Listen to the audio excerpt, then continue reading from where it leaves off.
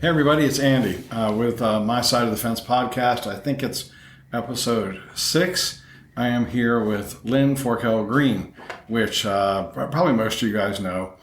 She's been super involved. She's run for office a couple of times. Yep, and I served as councilwoman. Yeah, that's right. For 14 months, yep. And, just and even though she lost those elections, she's been super involved, which is commendable. Because a lot of times people lose those elections and they're just like, I'm out. I've been too close to the fire, right? If I'm not going to be in office, I don't want to do this to myself.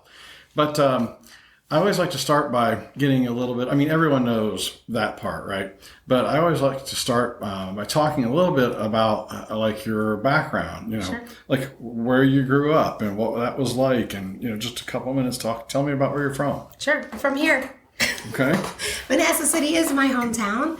I was born in the Prince William County Hospital before it expanded and became something else. My dad and grandfather were police officers. My grandmother was a teacher. And They were police officers in the city? They sure were. Oh, wow. They were a father-son team. Yep. And so I don't carry my maiden name, so people don't know that, but I'm very proud of that history. What's that like, growing up with your dad's a cop? Yeah, well, it wasn't so bad for me. It was a little bit worse for my brother, who shares the same name. So I think for me, though, I definitely knew my mother ingrained in me that I better not get in trouble. So from that perspective, if you have a police officer parent or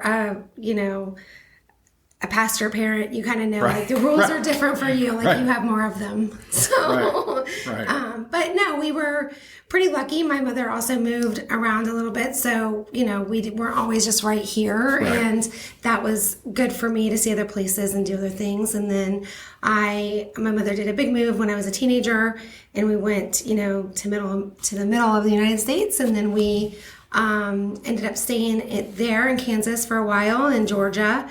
And I met my first husband, who is my daughter's father. Right. And he went into the military, so we were high school sweethearts. And my now husband married his high school sweetheart, and so we just continue that story differently with ourselves.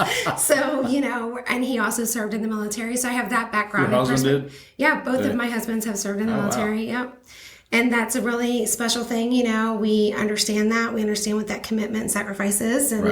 And our families understand that too. So we have unique conversations filled with lots of differing, varying points of view and opinions. And I think that always challenges how you interact and talk. And I think that that's why I also have a big family in the sense I have lots of cousins, and my mother is one of 4. And so my aunt and uncle lived here for many, many years. And most of my life, actually, my aunt just moved from her house on Fort Drive, and she and her husband helped create the rescue squad. They were a part of GMBL. We're very ingrained, quietly ingrained in the history of our city. And I never planned to get involved.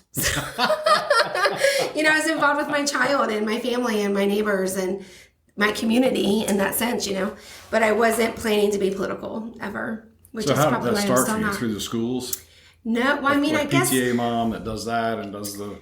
So what started for me was, I guess I was always doing some of those things in some fashion with like helping the community, always going to I know it sounds silly, but the Salvation Army tree and making sure my daughter gave one of her Christmas gifts every year to who we selected. Yeah. And she would select someone kind of younger her age, and I would select someone older because those kids typically get forgotten and they're more expensive. And so I started small like that. And I just thought that's stuff we did. I never considered that, and then with whatever Allie was doing, we would, the charity drives and this, that, and the other. The only time I ever went to a school board meeting was when Prince William County was going to take away the arts from the program. Like at some point, budget cuts were happening when Allie was younger. And I remember that. They were like, hey, we got to cut these programs. And I was like, why? Like, I don't understand. Not all kids are good at academics. Like, these are the places where children get their confidence. Right. And they gain the insight that they don't have to be perfect at everything to be successful. And so that's really the only time I really advocated at that time for a large community besides what we were doing. And so fast forward to whatever year it was, when the city wanted to sort of purchase or use, because we owned it, Lee Manor Park. So Lee Manor Park is right beside Round Elementary School. Right. And even though it's tennis courts, it was a park, and that neighborhood was promised, because I know, that neighborhood was promised that these items would never move. They would never change. Right. And so they still had first-time home buyers in there, so they are original owners, whatever we call them. And so I had original documentation that said that city was never going to do this. Richmond American said this wasn't going to happen. And so people were quite confused. And of course the city's like, well, we need to put a fire department here. What do you want us to do? And promises had been made, and you probably know the folks who made those promises. And I said, well, that's great, but why are we taking a park? Right. And so a neighbor had, just knocked on my door one day and said, hey, and we were like, we can't be at that community meeting because we'll be on business travel. And I came back and I went to a meeting at the city hall, and Kelly Davis was giving a presentation about parkland deficit. And I thought, what are you guys doing? Like, what is going on here? And why do I not know any of this? And so that challenged me to say, hey, you got to know what's going on in the city. Like, you have to know what's going on where you live. And so our neighbors were successful with that. And, that started the whole thing. And then people said, you should run for office. And I said, no. Be careful of those people. And here I am. Yeah, I think the first public meeting I went to was probably a school board meeting. And I left more confused than when I went in the door. Just because it was all, I don't know, it just didn't make a lot of sense to me. And that was really before the schools had quite the challenges that they have now. But growing up, even not growing up, but past that, like, I knew a lot of the people on the school board back when they were appointed. Mm-hmm. And, it was just a whole different vibe than it is over the last 10 or 15, however long they've been doing that, I feel like. So it's, the schools are how a lot of people get involved. You volunteer with the PTA and all the other stuff, and then, you get irritated about something that happens at a school and it affects your kid, and you're like, well, you know what, damn it, that's enough. Yeah. The city council is a little bit different usually, but I think we have more people now who don't have that school experience who are going direct to the council. Yeah, we've kind of lost that, I would say. And I was a little annoyed, I will say, when people would say, well, you need to run for school board first. I was like, no, I don't. I read the job descriptions, and what I want to do is not on school board. And at the time, my daughter was a teacher in the city schools, and I thought, I really don't want to cross over into her domain, right? I have a very blended family. We have 4 children together, but I have one biological child. And so I try to be very, cautious of what we do, even though politics does affect our family, whether you want it to or not, when you're in it. But that being said, we try to teach our children to give back to their community and give back to we have an obligation as citizens. We just do. And we have to do that. Sometimes we have to get involved. And if sometimes there's an opening that you can fill better than what's happening, you should run for that. You should get involved. Yeah, it's a lot. I mean, when I don't like to continue to say this, but there's no way to get around it. Yeah. When I ran for office, it was just it was a very different process. Oh, yeah. We had just the Republican Party. We didn't really have a Democrat Party, but one of my favorite lines is the reason we didn't have a Democrat Party is because we kept, accepting them into the Republican Party and then nominating them for council. But it was just a whole different process. And it was like, the back room, the smoke-filled back room, where either you got the blessing or you didn't.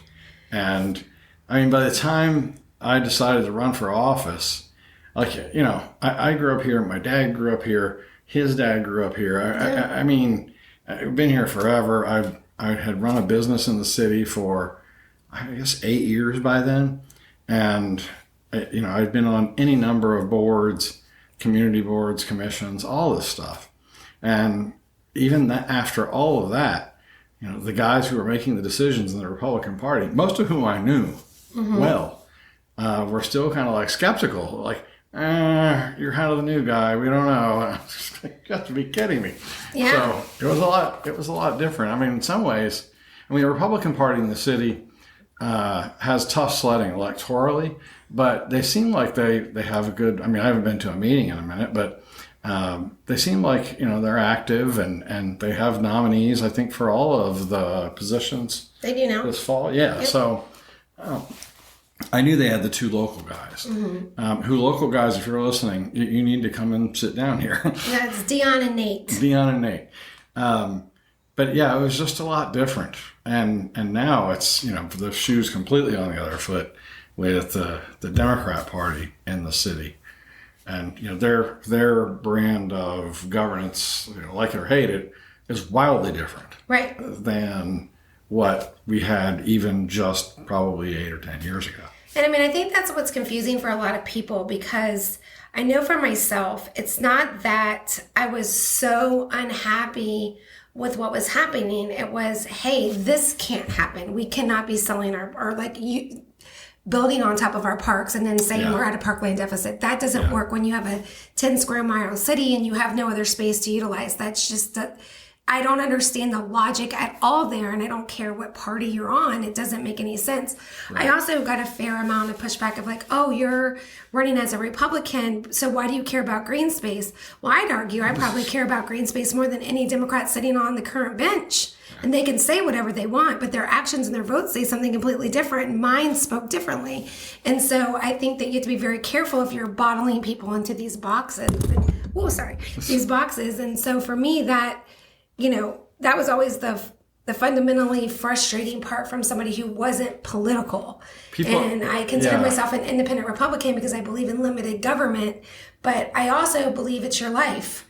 So I'm complicated in that way, and I'm not trying to control people. And I feel like that's where some of the residents are, when they're not voting, they're saying the same thing I'm saying. Their frustrations match. Yeah. But then when they go vote, we vote differently. It's tough. People, well, the easiest thing to say is people are people, right? Yes. But it's, in our community, there's literally, I've said this in a couple of these, there's not great resources for information. Right. I'm not crapping on Uriah or the other guys. They have a lot of ground to cover with not much from the way of resources. Back in 2008, the Washington Post had a 3-person bureau in Old Town. That's right. And it was, as an elected official, it was a nightmare because that lady, I think her name was Christy, she was smart and she seemed to have more time than I did to read city stuff. So, but the information got out, and that's at least part of the idea behind this thing. I'm not a reporter. I'm not doing that, but I feel like maybe if people understand the folks and just let them talk a little bit, it would help maybe undo some of the silo stuff that you're talking about. Right. There are misconceptions about people on both sides. Yeah. And we can disagree. You and I have disagreed about things, sure. And I don't think we've ever torn each other down or disrespected each other or felt badly. And I think I'm fine with you having a difference of opinion. I would feel completely awful if we had to think exactly the same way. Yeah, well, that person I live with, we have differences of opinion. Me too. My person too. I kind of don't like to get involved in, putting signs in the yard and stuff like that. Oh no. She was all about it during the last election. I am so happy to live in a cul-de-sac. It is not the best place for you to spend your side money. Right. Well, my little piece of Beauregard is not great either. But it's. I think you should be able to disagree like that amicably, right? And it's important. But politics is. It bothers me when I read things where like, well, such and such tears into. So there's a thing, Trump tears into AOC. I don't know. Maybe, he said some unkind things, but I don't know that it's that bad. Right.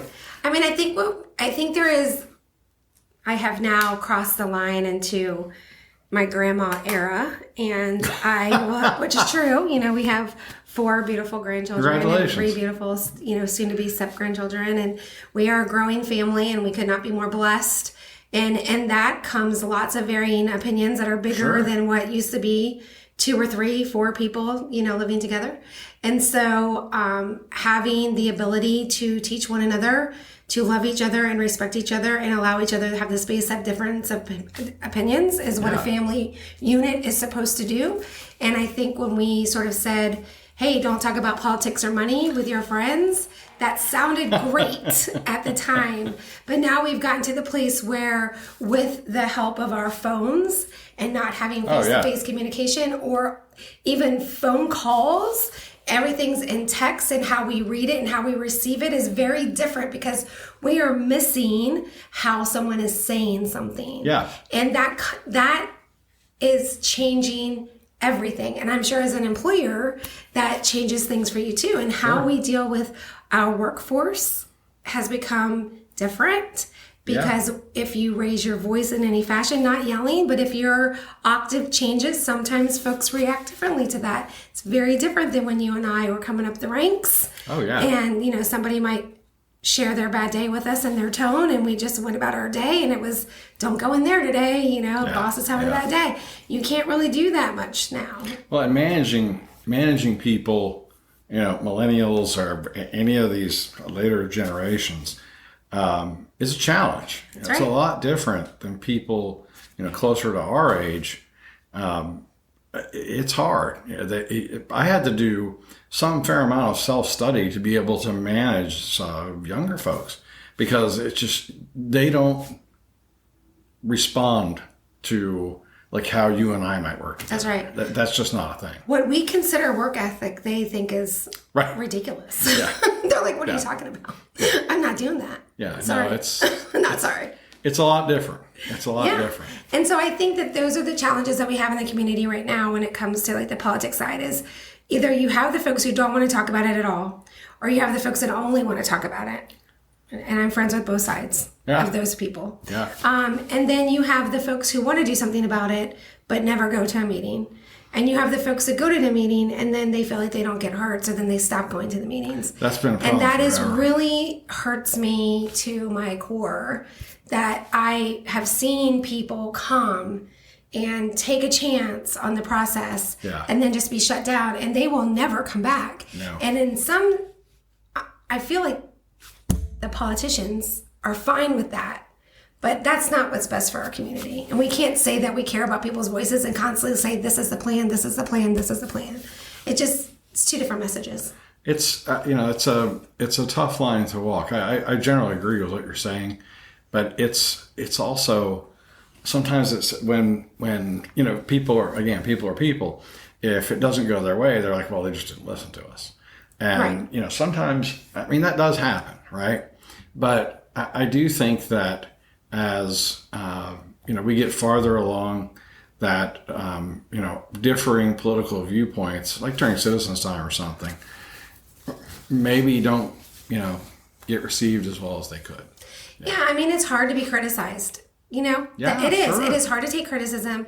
It is hard to see criticism as, hey, I don't hate you, but I sure would like it if you did these things. Right. And I think, people ask me all the time, how can you keep running for office? And I say, I don't know. Maybe it's because I'm a sports fan. Maybe I'm very resilient.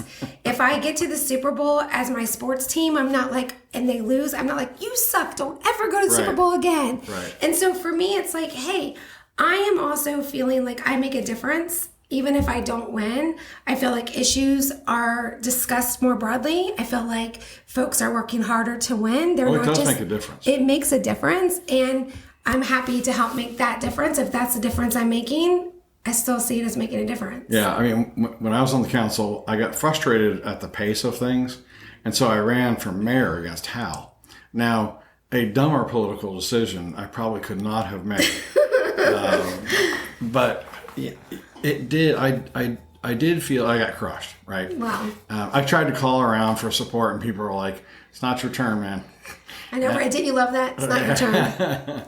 Well. But Hal was great. I get it, but and Hal meant business. He came loaded for bear to that primary. Good. Or I guess that was a convention, and he kicked my ass. But I will tell you that after a couple of weeks, we both cooled off. We shook hands, had a drink, and we talked about how to move the city forward. And he was very very after that he was more receptive to doing some of these big picture things, and he turned out to be a great ally at the end of the day. So it was dumb of me to do, and I probably could have achieved more by just going directly to Hal. But what was I was 30 some years old. I don't know. Maybe I was 40, but I decided that I was going to charge up the hill. I probably shouldn't have. Well, I mean, yeah, maybe not. But I think also, a little healthy competition never hurts anybody. Yeah. And to your point, you guys were able to be adult about it and community members about it. And he was like, hey, you had some support. I would be silly not to listen to you, I'm sure. And it made him grow too. And I mean, my biggest regret is not winning that first election I ran, to be able to work alongside of him. That would have been, I would have just been honored to have had that opportunity. So he's done a lot. And whether you disagree with other things, and that's fine. I won't argue those things. But to me, I have gotten to know him, and he has always carried he wanted the best for the city, just like we do. I just align with that. I just align with that. It's not a political agenda. Right. It was always his priority. And, I was vice mayor after a couple of years.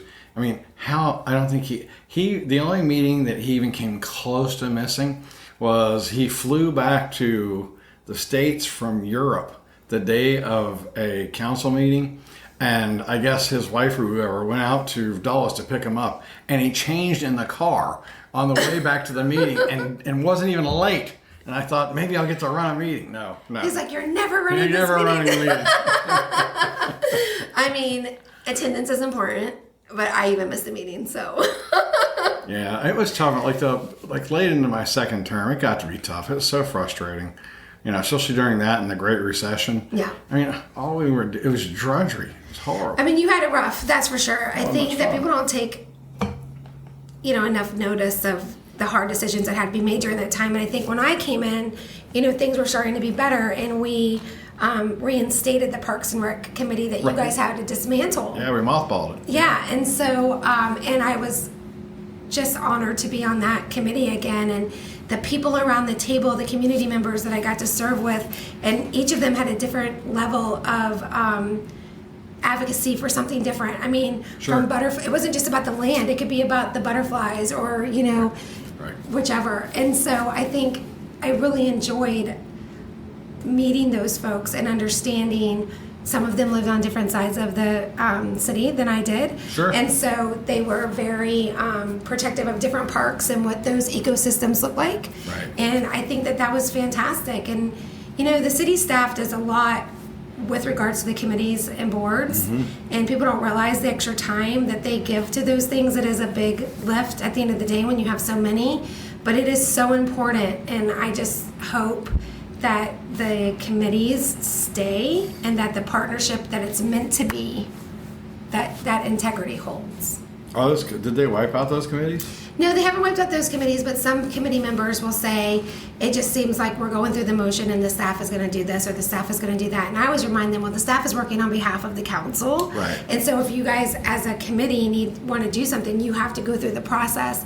And so to your point, the committee and board process is different. The city council process is different. The school board process is different.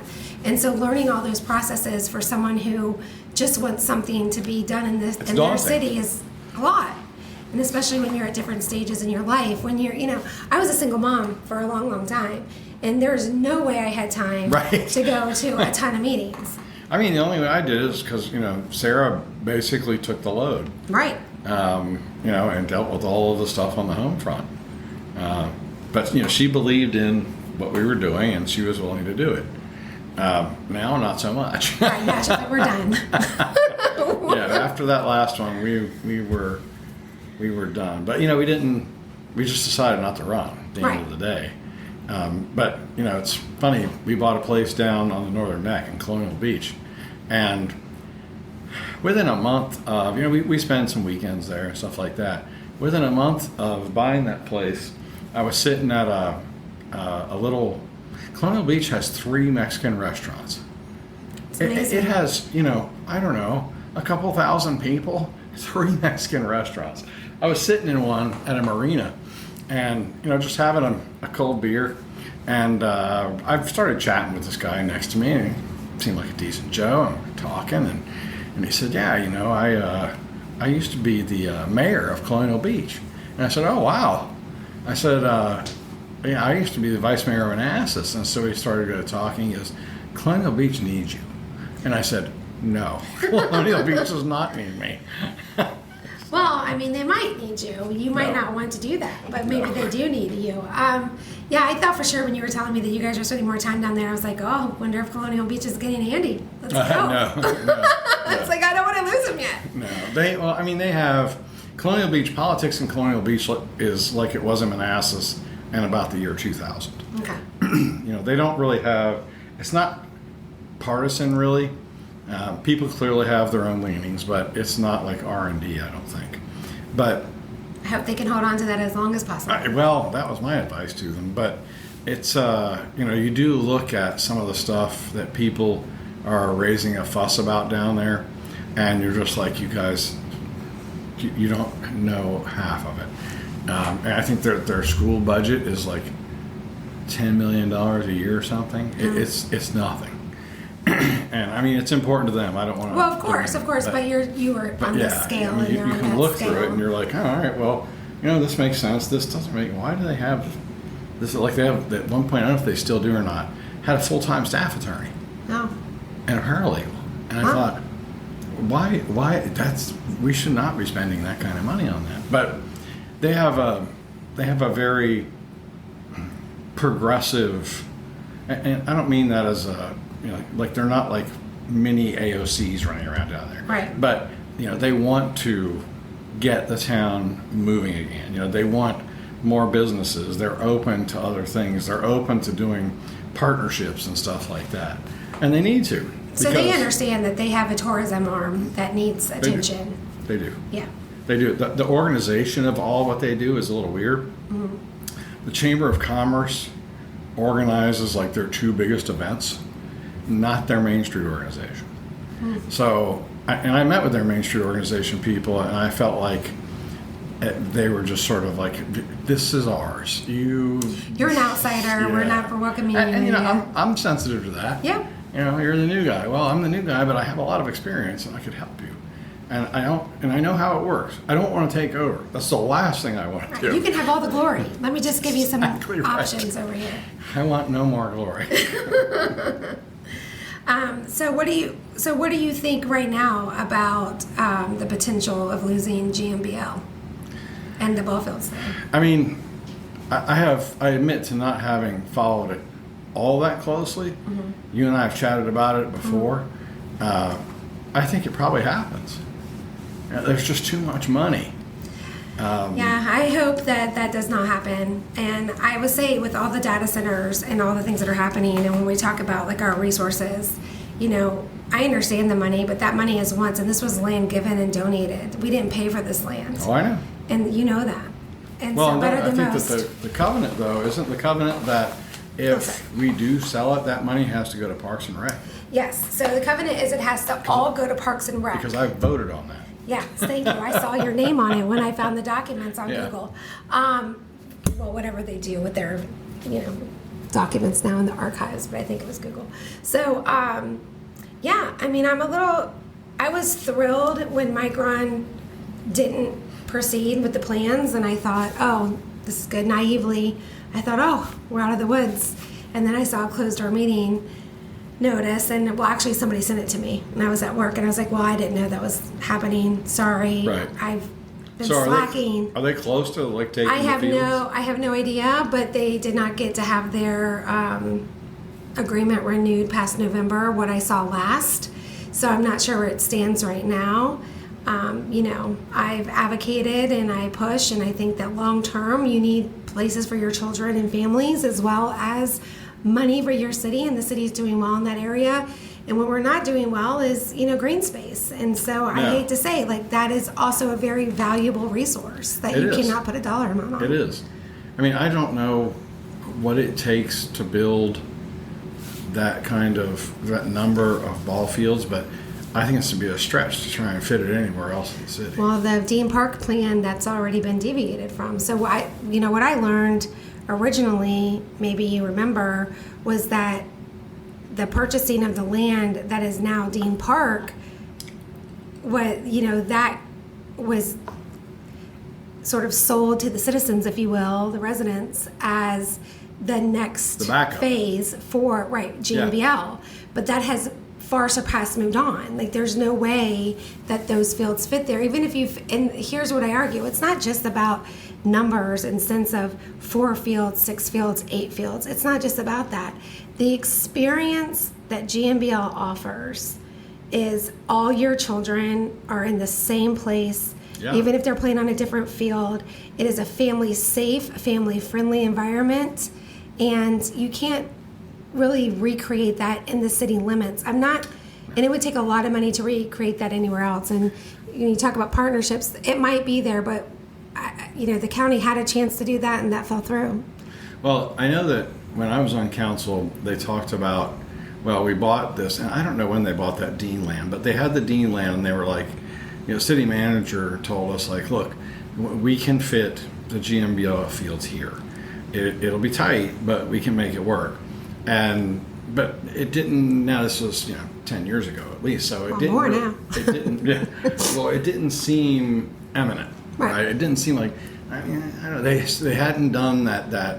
What is it? A $5 billion expansion or whatever. Yeah. But when I drive out that way and I look at all that, and then I see the little ball fields, I'm like, this doesn't look good. And there's just no way. I mean, they won't fit. I don't think they'll fit at Marsteller. No. They won't fit. I mean, Dean has got 10 pickleball courts on it and a skate ramp and some other things. Yeah.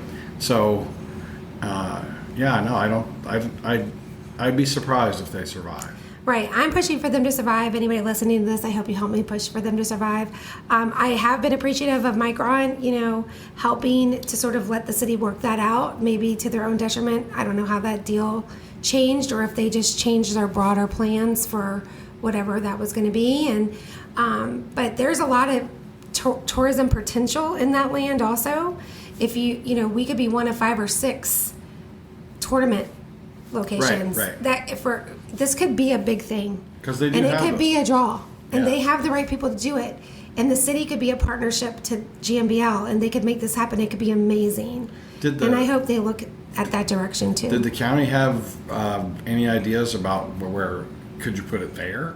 So I don't know where all in the county could go. For a split moment in time, several months, I was going to every county and city meeting because the Klein property was being looked at for, Stanley Martin had a project over there. Right. And so there was a portion of that plan that was intended to sort of let the city and county figure things out. And that's over by Harris Teeter, right? Right. And so it was still a corner of the city, even though it would be in the county. Right. It was on the edge of the city. It seemed to be like, okay, not perfect, but doable, palatable. You would still be able to feel like you weren't leaving the city. And so that fell apart with county resident pushback, and we didn't get the votes to have that go through. And now the plan has deviated again, and I'm not sure where it stands. But I know the ball fields are not included in the plan right now at that space. Right. Yeah. No, I've seen no version of that project that includes anything like that. No. I think they deeded some land for a school or something, maybe, but that was about it. Yeah, so that's what it was. It was like, we're going to deed you land for what you could use for a school or whatever, and then this land right here could also be for this. But obviously the builder can't tell you what to do. But so there were these pieces that were to help all the things come together. And I spent a fair amount of time talking to all parties involved, and it was pretty sad when that didn't come to fruition, because I thought, well, that could have been probably the only real option that benefits city children. Right. Because if a parent, especially a single parent, but any parent, even if you're not single, if your person travels, if your spouse travels, or if you're divorced or any of those things, and you have to get kids different places, it's got to be close, or you're only doing one travel team, or everyone is just bound by that one child who's more successful in a sport. I mean, I'm one of 4. Right. Sometimes it's like, well, you don't want to be on anything, so you get to go to your brother's everything, right? How many baseball fields are at Dean? Oh my gosh, I don't even know anymore. Is it 4? Is it? 6? And how many are at GMBL? So GMBL I think GMBL has 8. Is it 8 now? They have the big field. 6 to 8 now. I know there was 1 or 2 that were taken over by Micron. Right. And Liz Van Gossman talking to them to have parking. So when that started happening, because I can almost see like the circles being like 1, 2, 3, right? I was just like nowhere to go. Right. So now with some of those changes, I think my brain doesn't quite capture exactly, but I think we're at 6 to 8 fields over there. And some are bigger than the others. And the big field in the back has the lights. Oh, right. Right. So on the top of the hill. Right. Yeah, I never played over there. Oh. I played when GMBL fields were where the jail is now. Oh, yeah. I'm so much younger than you because I only remember GMBL right where it is. No.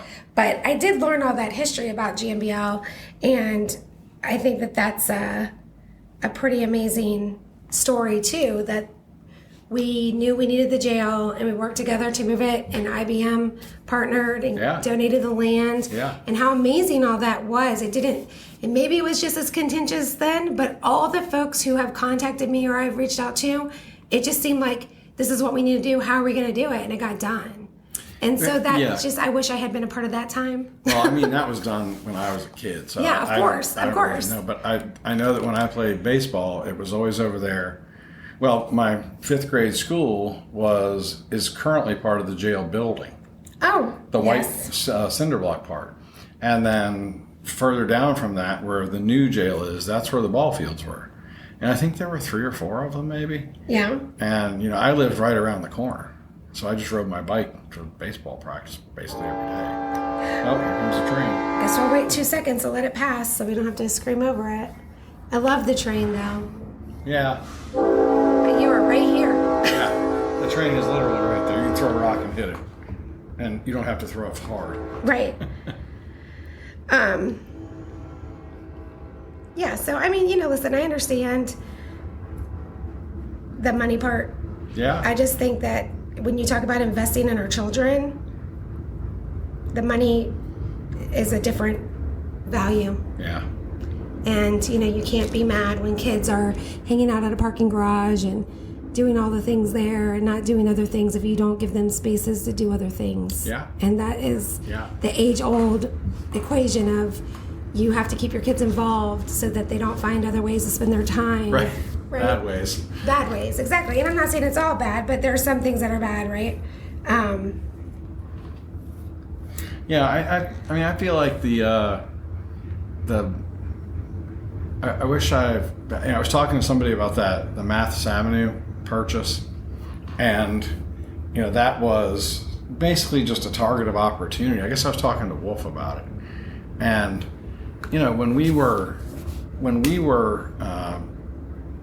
when I was first in office, they had the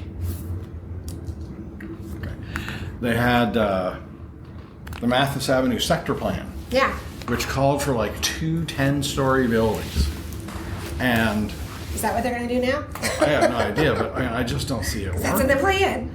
I just don't see it working. I mean, the traffic already is, you can put all the traffic circles in you want. I mean, I'm generally a fan of them if I feel like they're done a little better. But, there's traffic circles all over Europe, right? Where the Arc de Triomphe is, that's like a 12-lane traffic circle. Yeah. It's insane, but it works. Our traffic circle here, it's kind of built off center a little bit, and it's really small, and the lanes approaching it are so narrow. If you had a 2 or 4 door sedan, and a fire truck came up behind you, there are areas where the curb is angled, but there's also areas where it's just straight up. And what are you going to do? Drive down the walkway? It doesn't.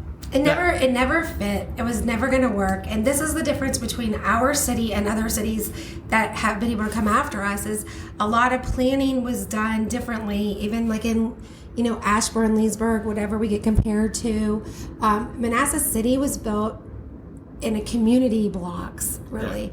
Your parks are meant for that specific community, and now we're trying to make it sort of fit as right, and you really aren't going to be able to do that well. And with the amount of traffic that we have, not only from the city but the county, the park, and surrounding areas that drive through Manassas City, we just keep trying to fix problems that are not easily fixed with one solution, and we are a little bit late to the game. And that traffic circle on 28 in Prescott, or wherever they want to put it next, that traffic circle, when they had a community meeting with their engineers 4 years ago, they already said, and Pam was there, many of the people still on the the council right now were there when the engineer said, we have already missed the window where this is advantageous. And I heard that and said, and they're mad because that information came out, and they're just going to do what they want to do anyways. But to your point, just because it's in the plan doesn't mean it's viable now. And I think we need to listen to that. But I'll back up for a second and just say I looked up. GMBL has 6 fields right now. 7 and 8 were sold off to, or given, I don't know. They are allotted to Micron. Right.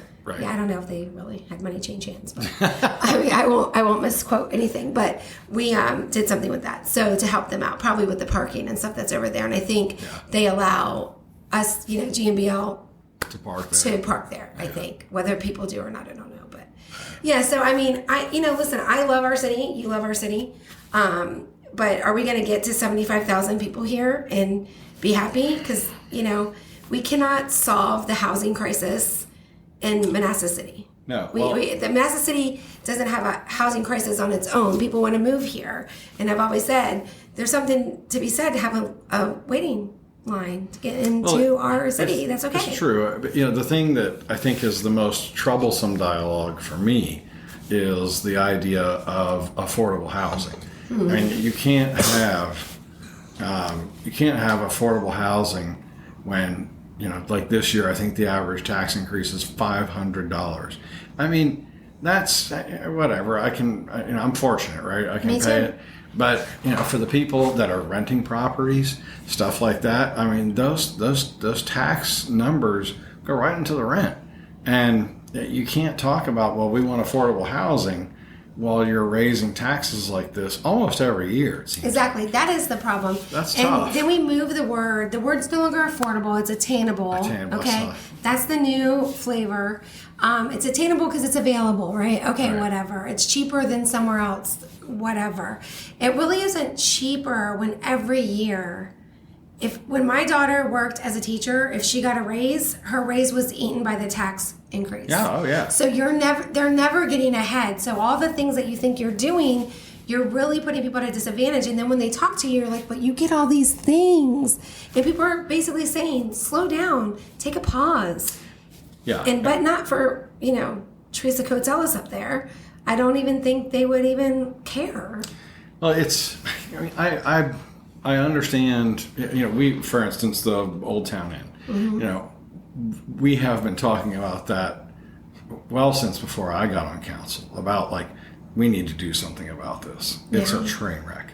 And, we paid a fair amount of money for it. We had to buy the dirt and we had to buy the guy's business, right? I mean, that's just the way it goes.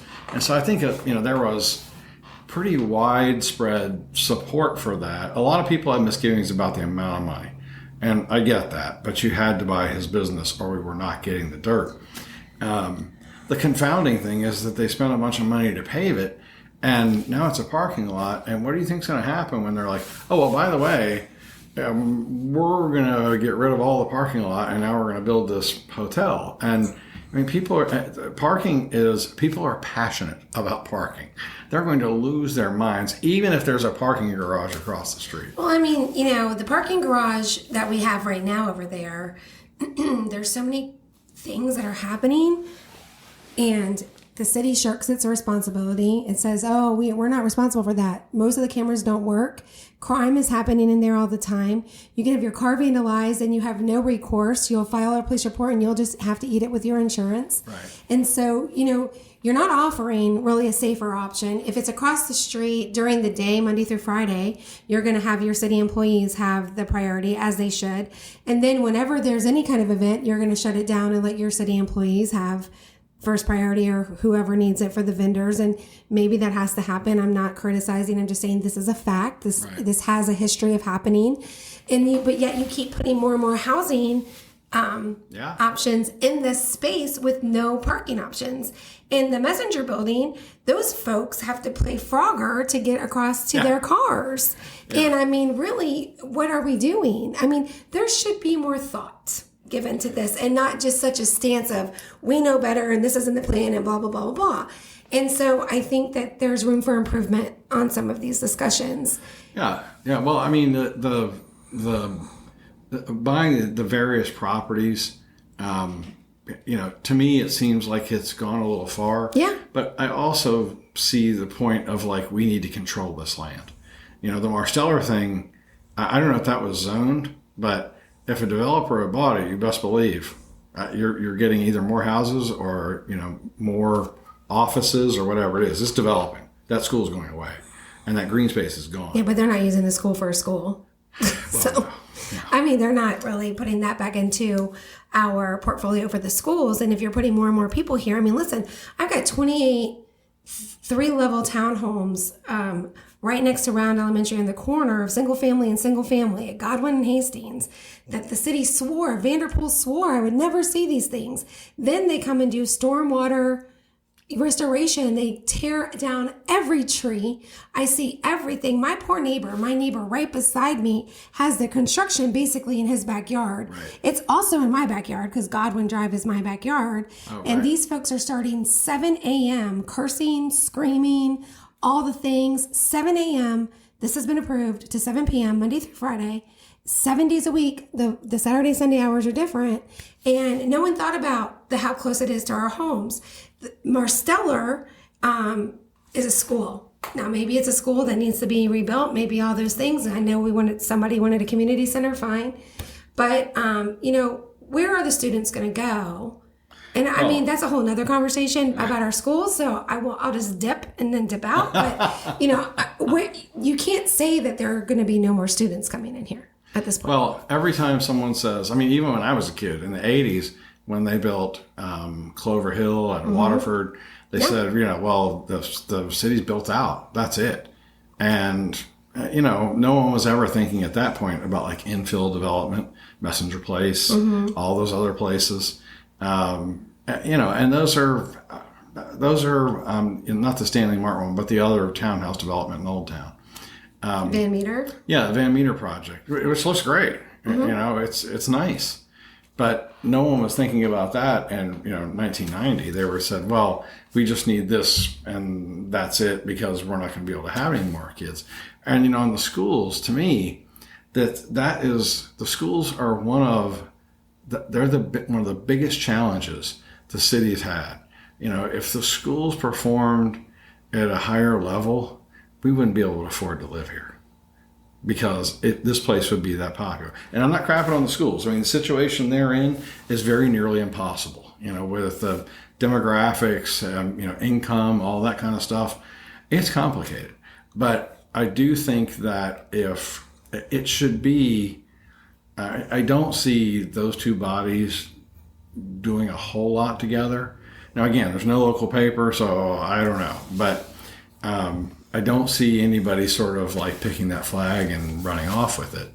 And I think it would help all of us because it will take city and the city services and schools and school services working together to make our outcomes better.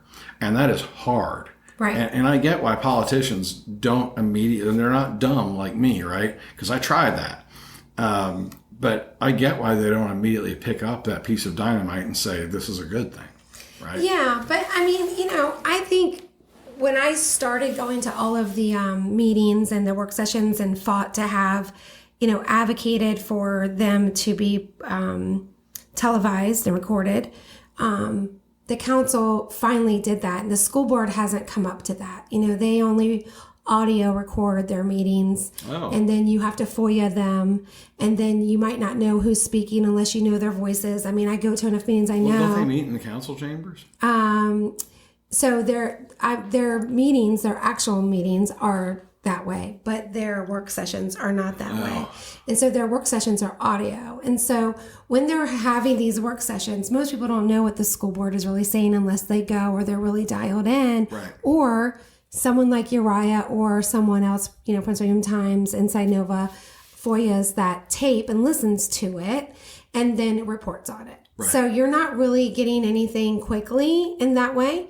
And I think I've tried to talk with some of the school board members and say, listen, advocate for the council and say, listen, when I was on council, this is what we were looking for. This is the information we need. If you were going to any other investor asking for money, this is the information you would be providing. Right. This is a normal request when you're doing business to ask for money. I think what had happened when Scott Albrecht was on there, and certainly Tim DeMaria and others, some of the relationships had just devolved and it became more of a power struggle. What the residents see are the outcomes of our student success rates, and we disagree on what those numbers say. And you have teachers and school board members saying this means our students are doing great. But to some of us, the numbers don't say that same thing. And that is where I think the school board has to get better at working with the council, and the council has to get better at working with the school board to say, hey, we want to make this a priority. And I think that the building, the Apple Credit Union, Federal Credit Union building, is a complete example of that. The council, to its credit, I certainly didn't want the school to buy that. Okay. Yeah. I think they should have gone into the old police department. I've always thought that. It's a great location. We have the building. We have the land. It's perfect. Right. Maybe it's not 100%. Nothing's perfect. Right. When you buy your own homes, they're not perfect. You have to give up something. But to me, it was the right move. And they felt differently. And then the council said no. And I supported that no. I wholeheartedly had their back in meetings that I'm having with other people. Right. And not that they need me to do that, but I'm not always anti-council decisions. So anyways, but the school board, after the council starts dipping into real estate development and, buying everything, it gets really hard to support, not letting the schools also do what the schools think they need to do because they're not talking together and planning together. And they're both working on behalf of all of the same people, their residents, taxpayers. Sure. So it would be great if they could figure that out, especially for our students. It's tough. I tried to get, I had I think one more council member and the city manager and 2 school board members and the superintendent went for an off-site meeting to talk about all this stuff and try to come up with a way, if the council gave you an extra $1 million, what could we plug that into to create something that would improve our outcomes and differentiate the schools from our surrounding people? And this was after we had done the whole Manassas Next thing, which that money created the integrated science and math program. Mm-hmm. This was beyond that. And I had done a bunch of research about how do troubled, city school systems, how do they get fixed? And the answer is political will. And that means you have to have your council and your school board willing to both swallow hard and say, okay, we're going to do some things here and we're going to try and make this better. And it's not easy to do. No. It really isn't. And, your school board, especially in Virginia where they don't have taxing authority or anything. So they always feel the city council is city council are jerks. They're trying to tell us what to do. And right. I totally get it. I do. But, the city council looks at that and they're like, look, they're just wasting all this money. Our test scores are what they are. We're not happy with them and they want more money every year. It's a natural tension, but that doesn't mean it's any easier to surmount. So, I guess I look at it differently as a resident, and as a parent and now a grandparent. Just take half the energy with your egos and figure it out. Okay. Because my taxes on the city budget, 50% of that money goes to the schools. And if what the schools are doing isn't working, then we need to have a real conversation about that. From my perspective, there's too many politics in our schools right now. and it's an unpopular opinion to say that as a politician, but to be honest, our employees shouldn't have to go to work in a triggered environment like that. Borderline hostile for some employees if they don't believe the way some other employees feel. Our students are caught in the middle, our families are caught in the middle, and the council standing on the outside just being like, what are we supposed to do? We give 50% of it to you, and we're going to do this and wash our hands of it. And that is just not appropriate. The schools are the one things the government should be managing, not a real estate portfolio. So let's get on board with what we're actually supposed to be doing here. And it's going to be hard, but we can do hard things. We've done hard things as a city. We can do hard things. I think so too, but it requires political will. I understand. And you have to be able to work with the guys on the other side. When we did Manassas Next, I worked with Art Bushnell, who was the chair at the time. And I told him, I said, look, I need, as a part of this thing I'm putting together, we need to put some money into the schools. And I want to develop something that's like a STEM sort of deal, right? And, we basically, I think maybe we had an MOU or something, but it was basically just, spit in your palm and put her there. It really was. We did have an MOU, but it was basically because, I trusted Art. Right? I know he wasn't going to screw me around. He was going to try and do, and he was going to hold to what he said when the pressure surmounted on his board, and you were going to hold over here. Yeah, listen, I have a different point of view that we can talk about another time. I don't think the demographics are nearly the cause of some of these things. I think it's what the expectations are. I think most children rise to the expectations. I think also we have to be really honest that traditional public schooling is not working for everybody now, and a lot of that has to do with the generation changes that are happening, and it's a bigger generational gap than we even understand. Students aren't going to want to sit in desk for 8 hours a day and just be told what to do. No. So we need to be innovative in what public school looks like. We need to be innovative in how we function as a city and what the outcomes we want. We can fold that in, and I think we really could do something innovative if we tried. But if we're stuck, if we're just digging our heels in on both sides for it to be the status quo and push these other things forward, that really at the end of the day, when somebody graduates from Osborne City High School, none of that other stuff mattered except for the knowledge they take with them and the community they take with them. Yeah, well, and I won't want folks that are listening to think like we don't appreciate what they do. Oh no, they do a great job. What's the technical training? CTE? Yeah, CTE. The CTE stuff, that seems like it's going pretty well. Oh, they're doing a lot. And yes, they are. We have I'm tried so pleased. 2 years in a row to get a CTE kid, and it just worked out. One moved away before it, and the guy this summer just didn't work out. But, they have done a lot of work to make it easier for small businesses. Because, the first time I tried to participate, they're like, well, you have to file a weekly report, and then we have to do an inspection. They wanted to know all the things you were doing. And I was like, I can't do, I don't have time. I don't have time for that. I got to run a business. And so last year when we went to get somebody, I think I was working with Eric, and the workload, the paperwork was vastly reduced because Fantastic. They got it. I guess they're like, I have a business here in Manassas with 10 people, right? I have my hands full all day, every day. I can't be filling out forms and greeting people at the door, and that's just not a thing. Yeah. We have good programs. I don't want anyone to think that I'm against public school. I think what I'm trying to say is when you have a portion of your employee population unhappy, you have a portion of your parent population unhappy, your taxpayer population unhappy, your student population unhappy, then the boards have a responsibility to figure that out and put their egos aside. And that's when we're talking about political will. That's really what I'm referencing on that. And I think, there's a lot of things the school board needs to do better too. And we could have a whole conversation about IEPs and what people really need and how the families are being left behind. And, they're really pushing for different things and cutting out the parents and then expecting the parents to be involved. And to your point, the parents like, I have a job. I'm raising my children. Yeah. I'm traveling on these roads. And you expect me to do what? And you're not sending anything home. So I don't even know what you're covering because when I went to school, I had homework.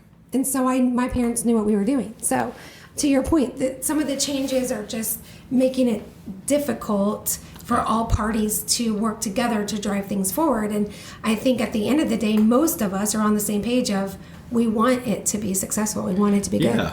Yeah. I mean, it is extraordinarily difficult. I mean, I talk to my friends who, some of them are teachers. I guess maybe one or two people who are on the board I still know. Is Jill Spall still on the? She is right now. I don't know if she's running again, but her term will be up soon. Yeah, I went to school with her husband, Ed. Okay, Ed, yeah. So, and I've met and chatted with Suzanne Seberg. And she's a chair. I don't know. I mean, maybe there's other people on there I know. But in any event, it's all of that is in my rearview mirror, but still I think that as a community we value it. And we do want it to be better, and sometimes it can just be frustrating because the schools also operate under mandates from the state and the feds. Well, at least the feds for a while until they close the Department of Education. But story for another day. But and it's I understand their frustrations. They have, a couple of years ago, the governor mandated like financial education for all the students. And, the guys at the local level, the guys that are running the schools are kind of like, well, how the hell am I supposed to do that? Where is this coming from? Because there's no money associated with it, right? Right. And it turns out I think they found an online solution that's probably not bad. But, I get that part is super frustrating for them too. And the council, they also have their struggles. But, yeah, I mean, overall, I wish that the political will was there to kind of meet in the middle and say, look, what if anything can we do? Yeah. Let's not lead with money. Let's just leave money beside and say, what if anything can we do about it? Because it would, I truly believe, if the schools had better scores and stuff like that, and people can, fight about the scores and whether they're meaningless or not, I really don't know. Right. But when I go look at the school's rankings on the state's website, it ain't pretty. No. And if they were in the top third or the top half, I don't know if I could afford to live in Manassas. I mean, houses would be my house is worth like almost $500,000. I would never pay that much for my house. No, there's no chance. You're speaking to the choir. I'm over there near the airport expansion, so we see what's happening over there. Yeah. So I would say to that, yes, I agree with you, but also I think what the school board is looking for is they have the autonomy, but they don't have the ability to collect taxes. They're not a taxing authority, so they are put in a weird position in the state of Virginia. The council is like, hey, we give you this money and we can't really tell you what to do with it, but we're going to vote for certain things if we don't agree with them. But they haven't found a way to have those discussions in the manner that you just talked about previously. And I think that there is a way to get around the circle to the right spot if they wanted to do it together. And I think it would be a great success story for our city. And if that means that we're moving out of here, well, we don't have, my grandchild's in the system, but my daughter's not. So our children are out like yours. But our community, whether our kids are currently in the school system or not, we pay for it. Yeah. And we want it to be successful. And I think ultimately all of us believe in one simple fact, that children are our future. So if we're investing in our children, we're investing in our future. And so I think getting to a place where the schools really make decisions more business-minded, what programs are failing, what programs aren't working, where can we make different decisions. We should have financial literacy. You should know, and maybe it's not checkbooks anymore, like when you and I went to school, it's not typewriters and checkbooks, right? But we need people to understand money, and we need them to understand how to pay their bills first, and that needs come before wants, and how to pay their taxes and all these things, right? We need to have them have these conversations. And so if we are saying like what programs are necessary, I'm so thrilled the CTE program, and that CTE program, to your point, has gotten to where it is right now because of multiple stakeholders helping drive it forward. Right. And that's what we need. Yeah. But I'm sure that it's complicated. I mean, in education, as any sort of governmental thing, when you win a color outside the lines, someone's going to kick you in the backside. I mean, it's just the way it goes. Don't they kick you in the backside when you stay in the lines too? Well, it's okay. They seem to enjoy it more when you're outside the lines. Well, I'll give one to the schools. If the city council is fine with going outside the lines to buy everything, go outside the lines and help the school board fix things. Yeah, I agree. So, that's about all the time we got for today. Great.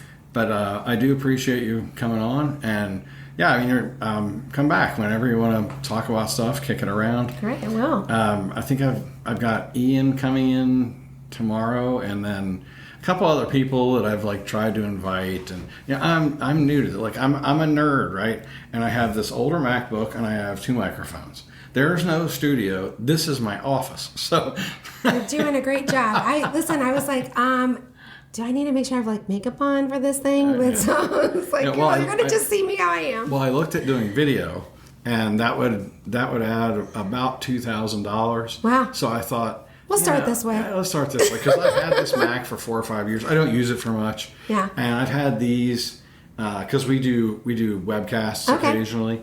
And these are great. You need a great microphone to do those.